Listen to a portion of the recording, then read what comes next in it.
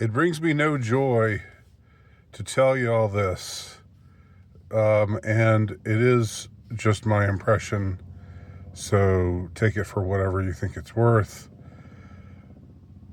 I think that Nick Fuentes is someone who's not to be trusted. Now, my take on Nick is not, I think, what you will hear typically from people who aren't into him.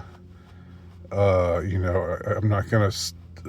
I don't care about whether he's actually gay or not. I don't care about his racial composition. Um, those things don't interest me at all. My assessment of Nick has been in three phases. Um, when I first became aware of him, like maybe a few years ago, and it was like this kid, this boyish sort of character, this little guy who just doesn't look uh, like who looks completely unthreatening, and and yet he's being banned from. He can't fly on planes. He's being banned from all social media. He's being treated like a pariah. And yeah, of course, that made me sort of sympathize with him. And but I also sort of thought, well, what the hell is the big deal about this guy? Because people talked about him like he was a menace, or they talked about him like he was the next big thing. And I sort of thought, that the few times I saw him, the times that I'd heard him talk, he seemed, what's the word? For some reason, the words always escape you when you want them. But all I can think of is harmless. He seemed harmless. He seemed,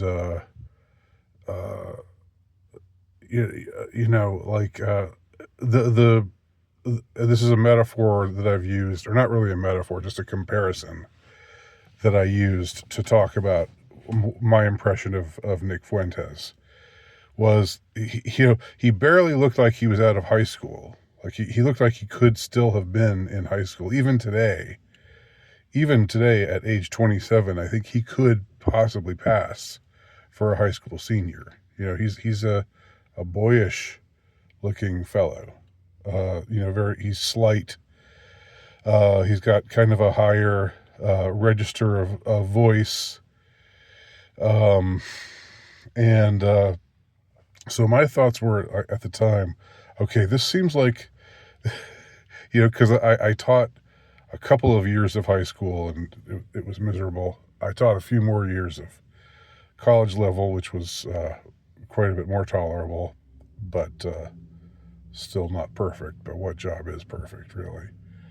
And but he seemed like somebody who I could see being a teacher of an advanced placement class, and I could see him being like teaching AP English, let's say, and I could see him being somebody, a kid who really really showed off a lot, who would show up every day, you always be on time, always do the work, and would also just want to have things to say, would always participate in a class discussion, and who would sometimes say provocative things, of course, and just enjoy the attention that it brought him.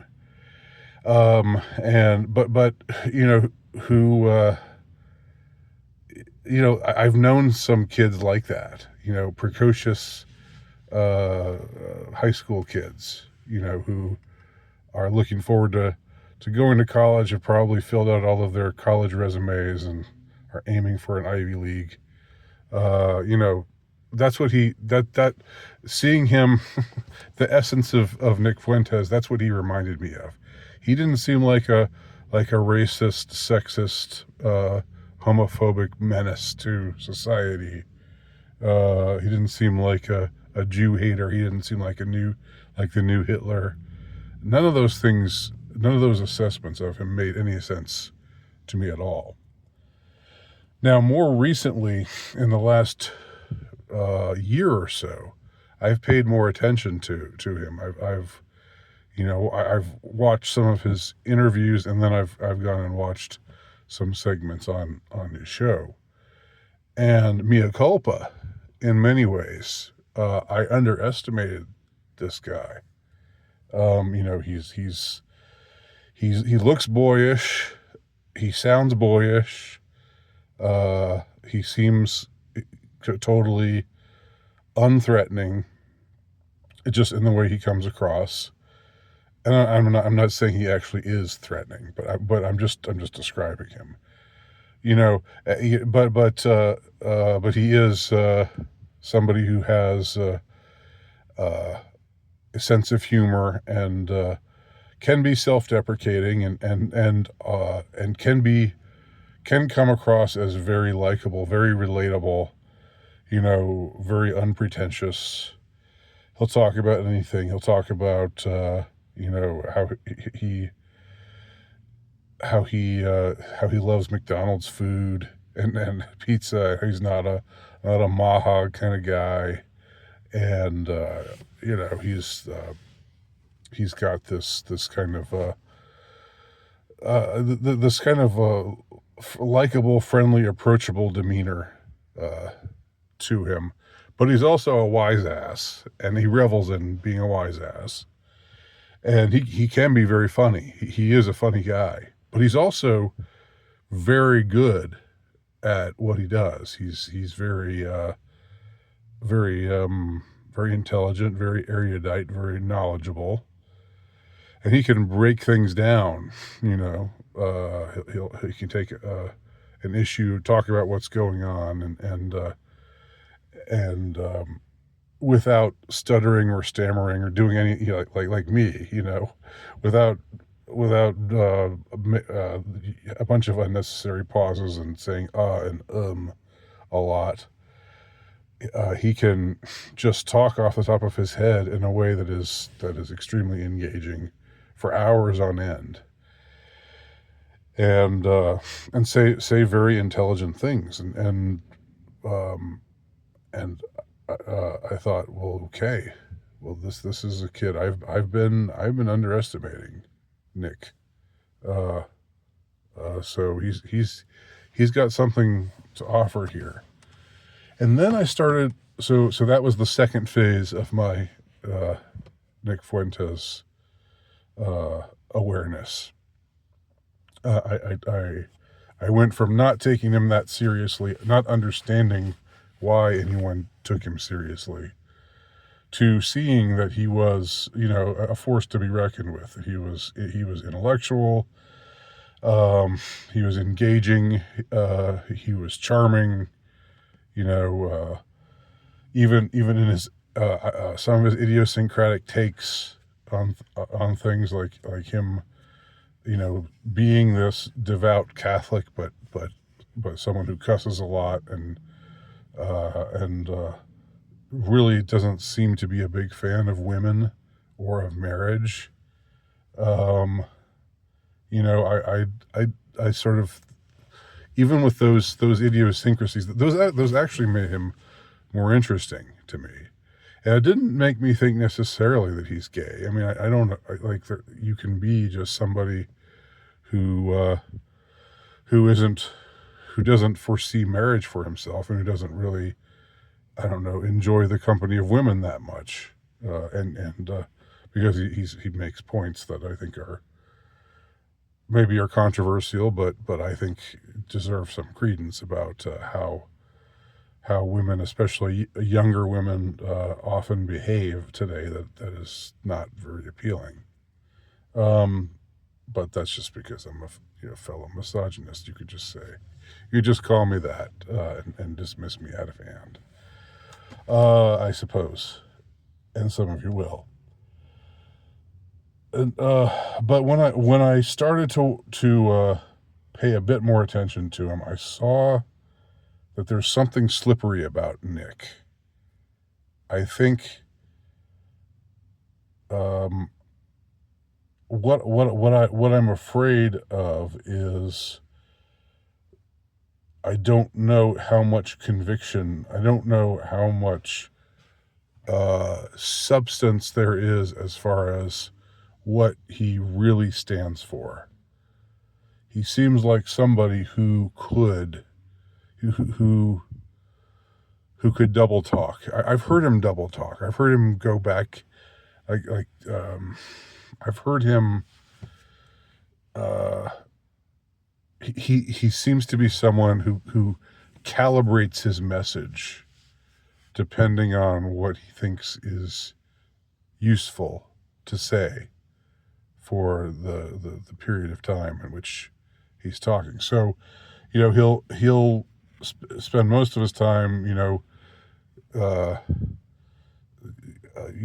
just unashamedly saying nigga, and just being completely anti woke and all of that. And then when Dasha Nekrasova got canceled, he responded to that by saying, "Look, the Republicans are in charge now, and now it's okay to be cruel to blacks and to gays, but there's still a group that we can't insult."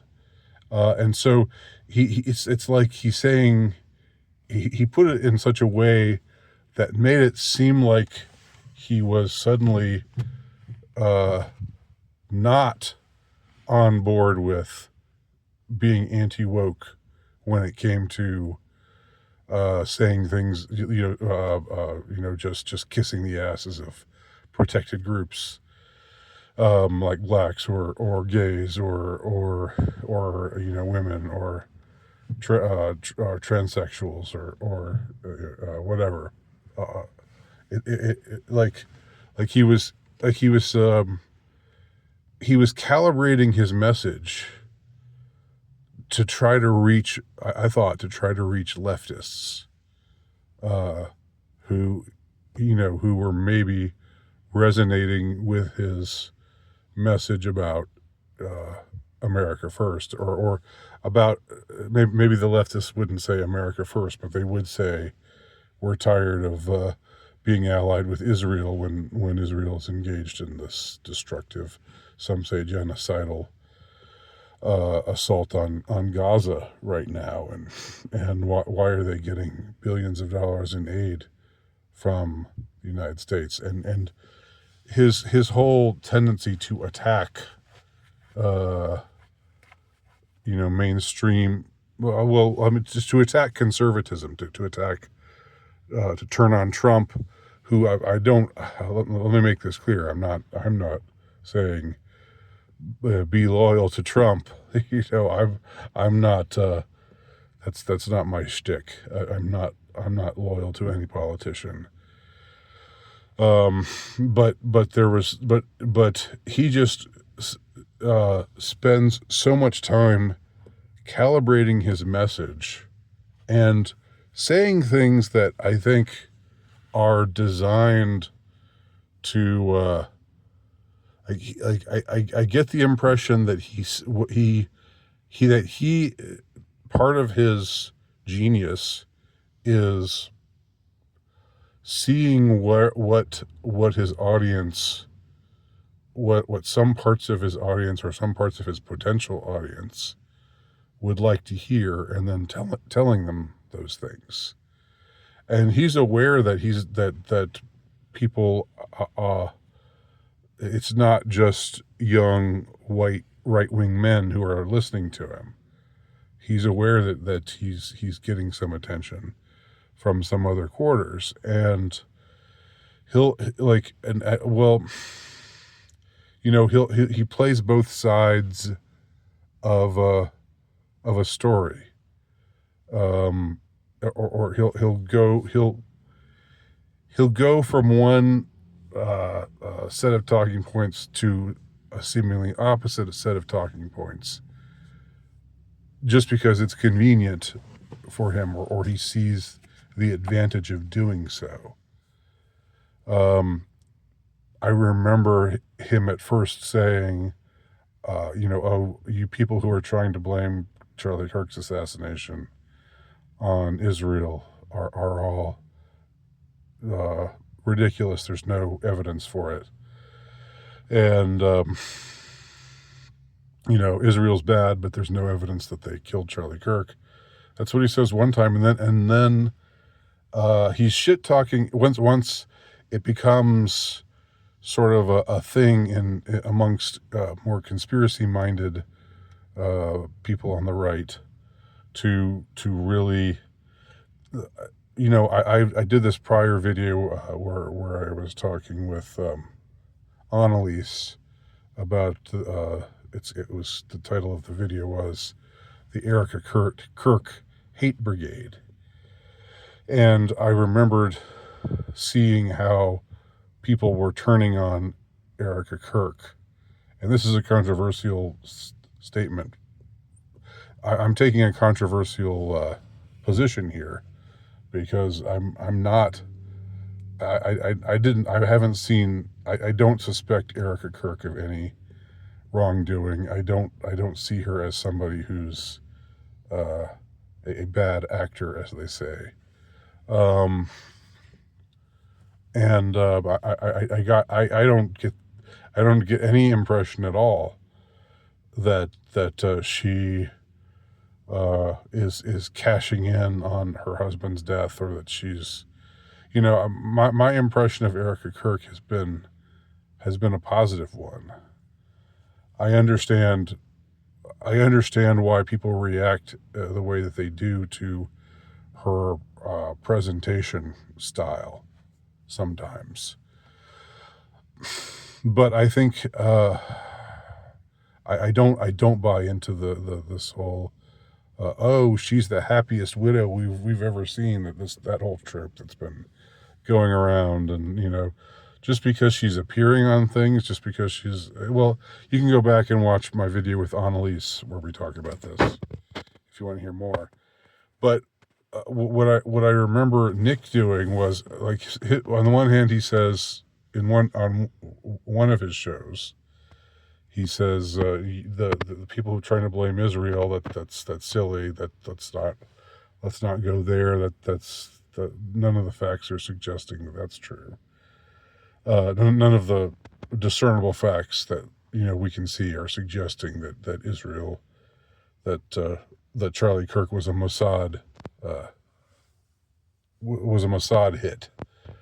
But then he goes back and says, look, when Erica Kirk spoke, and when she forgave the assassin of her husband, that was probably something that her speechwriter and her decided what would get the maximum effect, and so it's talking very, very cynically about the moment where she forgave the killer of her husband, which I thought was out of line. I was bothered by that. I was a little offended by that.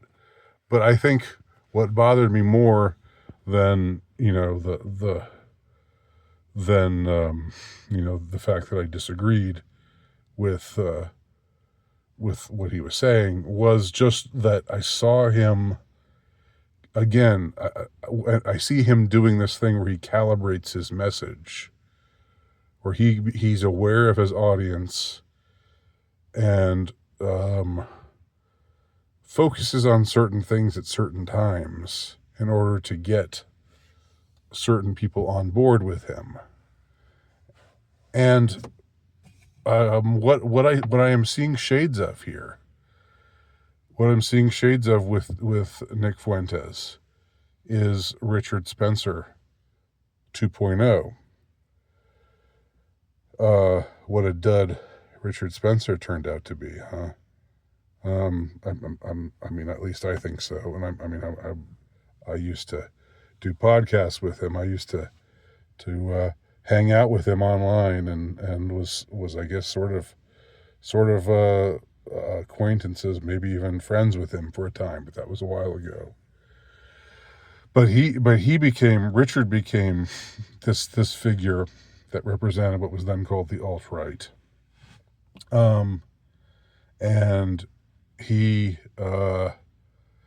he showed these tendencies to want to calibrate his message. I saw eventually an aspect of him that where he was more and more just going this route of being somebody on the right who hated everybody on the right, who hated red state America, who would make fun of all of the institutions that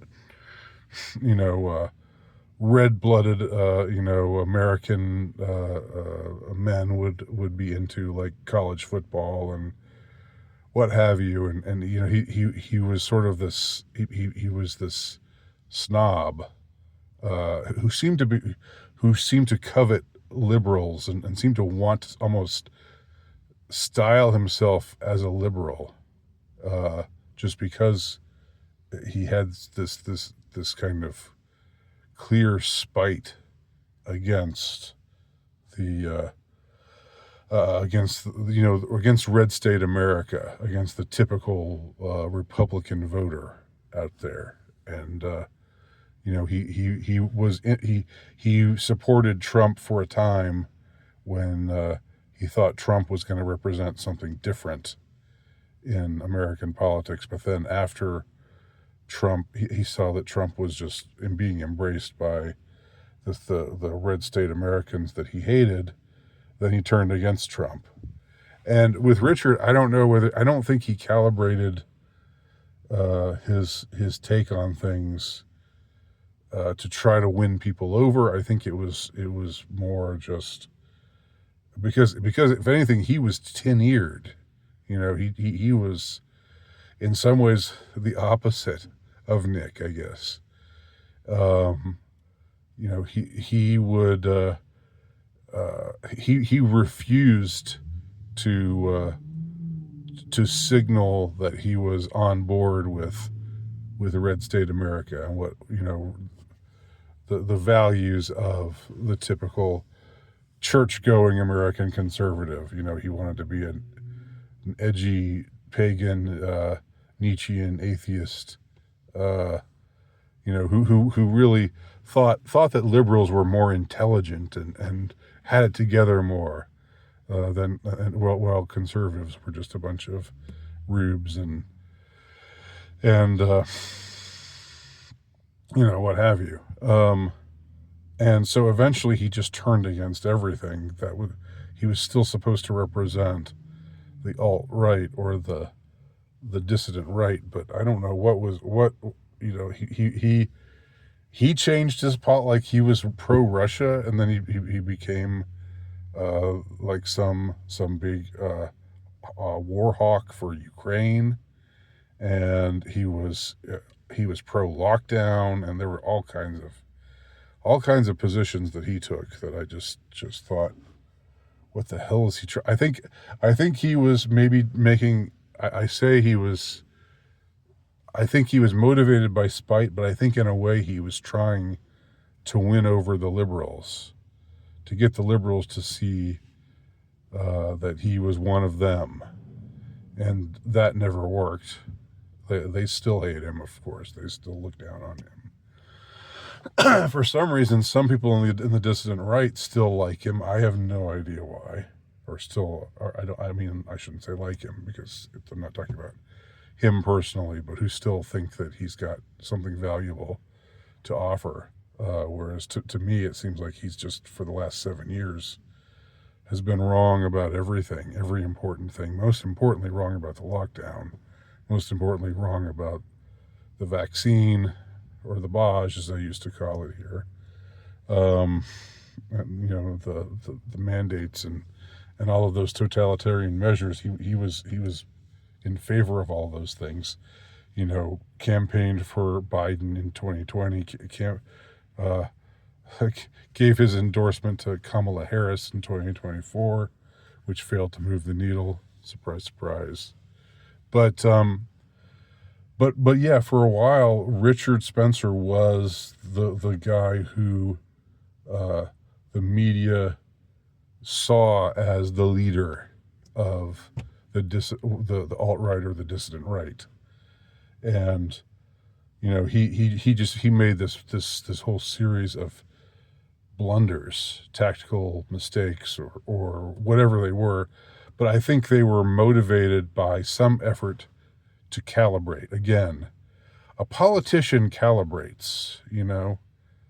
A politician will say one thing to one crowd and say the very opposite thing to a different crowd to get them on his side. And a politician has has people working for him who take note of certain phrases that work and other, all of that bullshit that's all the things that the the pundits all study, the what are they called, the policy wonks or whatever, all those people that that are part of that whole wretched process of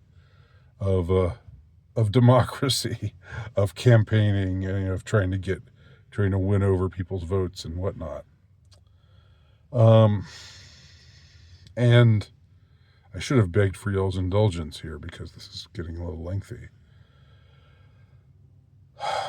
But I think what I want to say is I'm seeing that even though Nick is different from Richard in many ways, he's younger, more boyish, more disarming.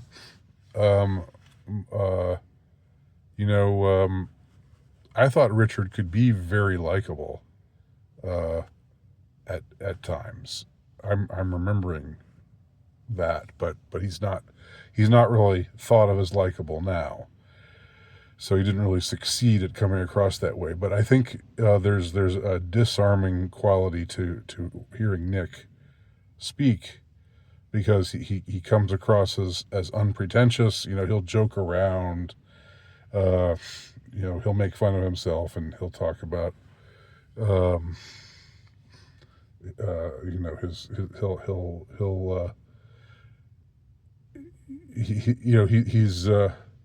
he can be he can really turn on the serious, I'm making serious points here, you better listen. And then you can hear, if you were speaking to a live crowd, I bet you could hear a pin drop, because he's very good at speaking in a captivating manner, again, extemporaneously, much better than Richard ever was, and way better than I am. So don't get me wrong.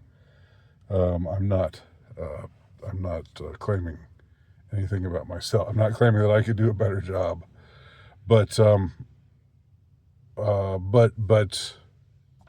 which should be obvious here from this video and from other videos that you've had the misfortune of seeing me in. But what I see in Nick is somebody who calibrates his message and who panders. He'll say, I think I already gave an example of that earlier, but he'll say something that it's like, whoa, this is Nick saying something that sounds like he's against. This is Nick who says nigga all the time, and has started that whole campaign of white ass niggas going hard as fuck. The anagram that spells out. He's been the pioneer of all of that. But then he'll turn around and say things like,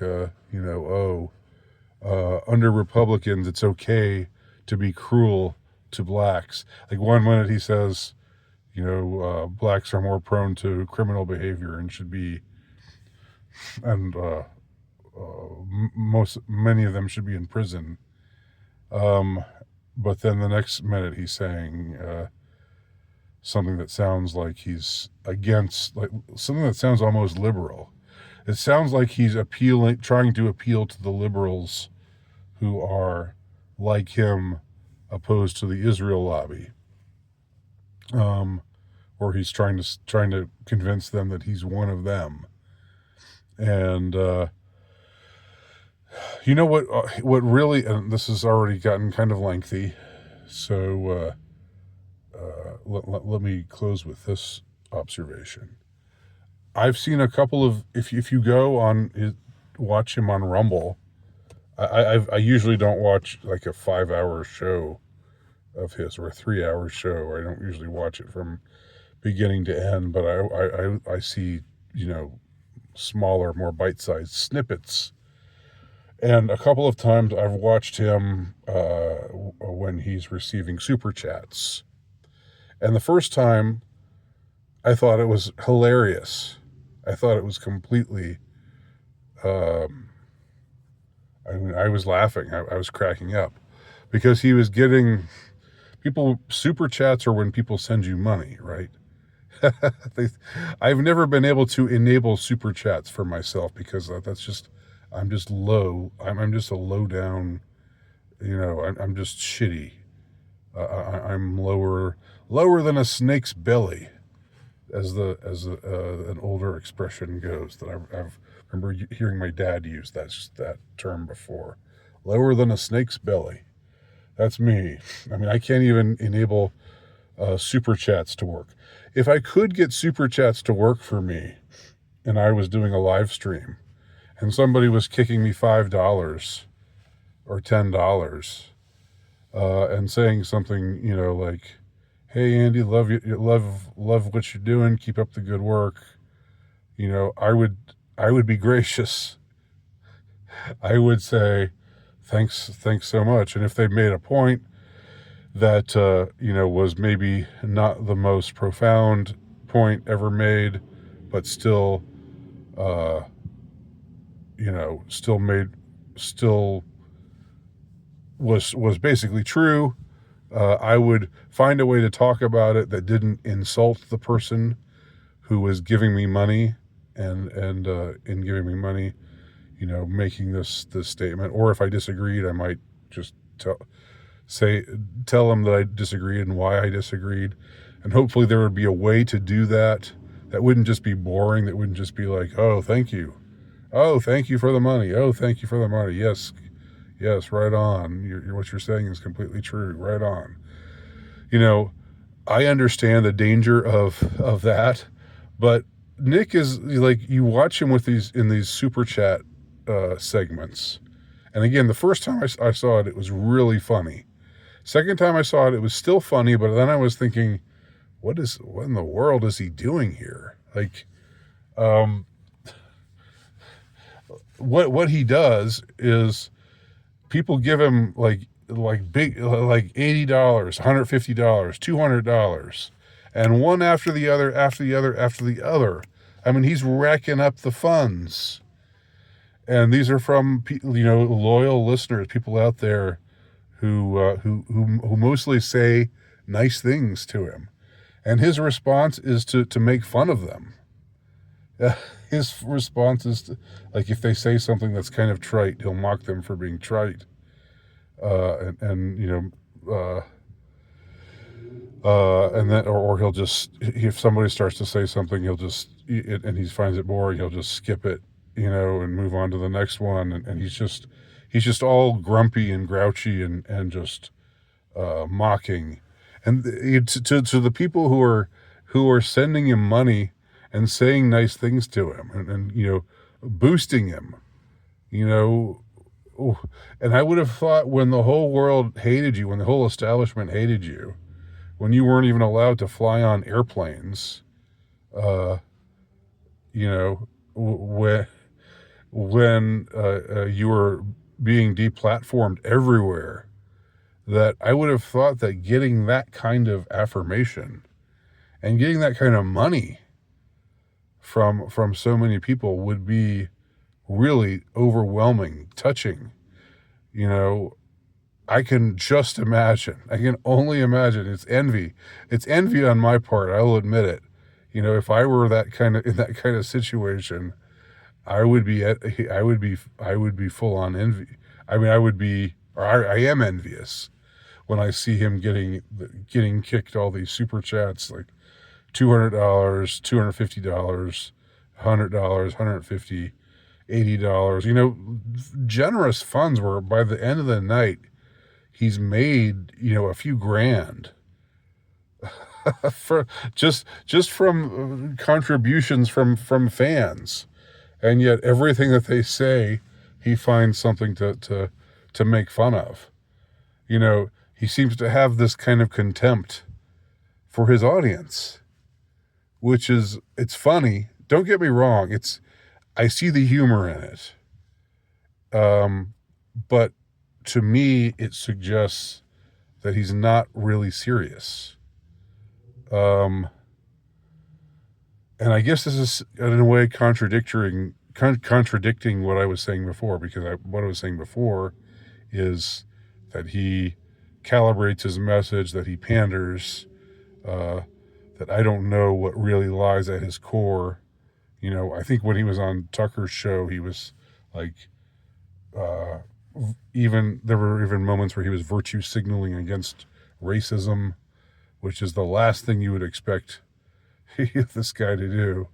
He was saying, well, we know there are people out there who actually just dislike people based on their race, and we've got there's no excuse for that. Talking in this almost self-righteous way, like this, again, calibration. Knowing that Tucker's listeners are more aren't going to be quite as hardcore on race. And again, if he's Catholic, he doesn't, and he thinks that races exist, but that we're also a big human race, and that that we have commonalities too, and that our commonalities are ultimately more important than our differences. Then I completely agree on that point. But it's the way that he again responds in this what seems a pandering sort of way.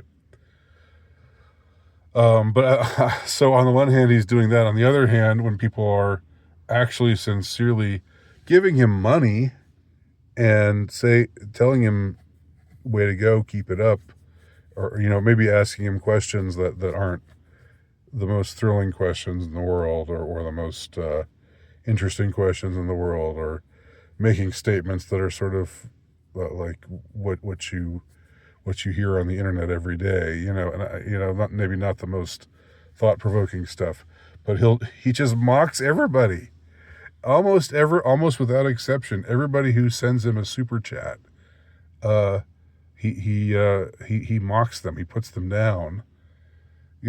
So. This makes me think that he's not really serious. That this is, I hate to use the word grifter, because I hate most of the time people who use that word are just really annoying people, and they're usually wrong. They usually accuse somebody of being a grifter. That's just like the ready-made kind of insult. If you have an opinion that they don't like, they call you a grifter. It's just stupid. But in this case, I don't know. It makes me think that maybe he's. So what I see is that Nick Fuentes is Richard Spencer, is going to ultimately be Richard Spencer 2.0. Even though he's made many more inroads to the mainstream, he's much more clever, and I think more interesting in his personality and demeanor and message, and more endearing. manages to be more endearing because, someone like Richard would never deign to say that he loves to eat Big Macs and stuff like that. Uh, or stuff, things that seem more in line with the common man. Uh, but on the other hand, he's just mocking them and making fun of them, and again, it's funny, but it makes me think he's not really that serious, and it makes me suspicious of his true motives. So those are my thoughts about Nick Fuentes. Tell me what you think and thank you if you've watched this whole thing. God bless you.